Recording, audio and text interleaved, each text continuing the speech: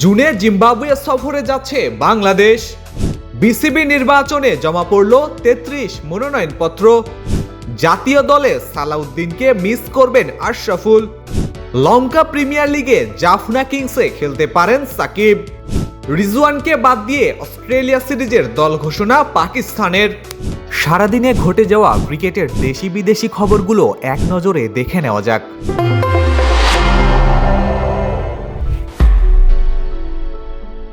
আগামী জুনের শেষ দিকে পূর্ণাঙ্গ সিরিজ খেলতে জিম্বাবুয়ে সফরে যাবে বাংলাদেশ ক্রিকেট দল। সফরে একটি টেস্ট, 3টি ওয়ানডে ও 3টি টি-20 ম্যাচ খেলবে টাইগাররা। 28 জুন হারারেতে শুরু হবে একমাত্র টেস্ট, আর টি-20 সিরিজ হবে বুলাওয়েতে।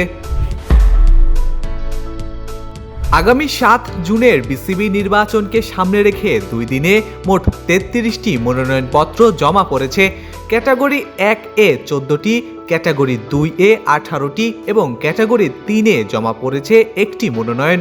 আগামী 23 মে যাচাই বাছাই শেষে প্রকাশ করা হবে বৈধ প্রার্থীদের তালিকা। বাংলাদেশ জাতীয় দলের সঙ্গে মোহাম্মদ সালাউদ্দিনের অধ্যায় শেষ হওয়ায় তাকে মিস করবেন বলে জানিয়েছেন মোহাম্মদ আশরাফুল। সাবেক এই অধিনায়ক বলেন, অভিজ্ঞ কোচ হিসেবে সালাউদ্দিনের সঙ্গে কাজ করে অনেক কিছু শিখেছেন তিনি। বর্তমান টেস্ট দলের ধারাবাহিক সাফল্যের পেছনে ব্যাটারদের বড় অবদানের কথাও তুলে ধরেন আশরাফুল। লঙ্কা প্রিমিয়ার লিগে জাফনা কিংসের হয়ে খেলতে পারেন সাকিব আল হাসান। শ্রীলঙ্কার বিভিন্ন গণমাধ্যম জানিয়েছে, সরাসরি চুক্তিতে বাংলাদেশি এই অলরাউন্ডারকে দলে ফেরানোর খুব কাছাকাছি রয়েছে ফ্র্যাঞ্চাইজিটি।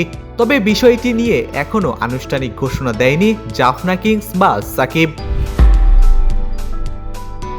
অস্ট্রেলিয়ার বিপক্ষে আসন্ন ওয়ানডে সিরিজের দলে জায়গা হয়নি অভিজ্ঞ উইকেট কিপার ব্যাটার মোহাম্মদ রিজওয়ানের। নতুন কোচ মাইক হেসন্সের পরিকল্পনায় তরুণদের সুযোগ দিতেই এই সিদ্ধান্ত বলে জানিয়েছে পাকিস্তানি গণমাধ্যম। দলে ফিরেছেন বাবর আজম, হ্যারিস রৌফ ও শাদাব খান।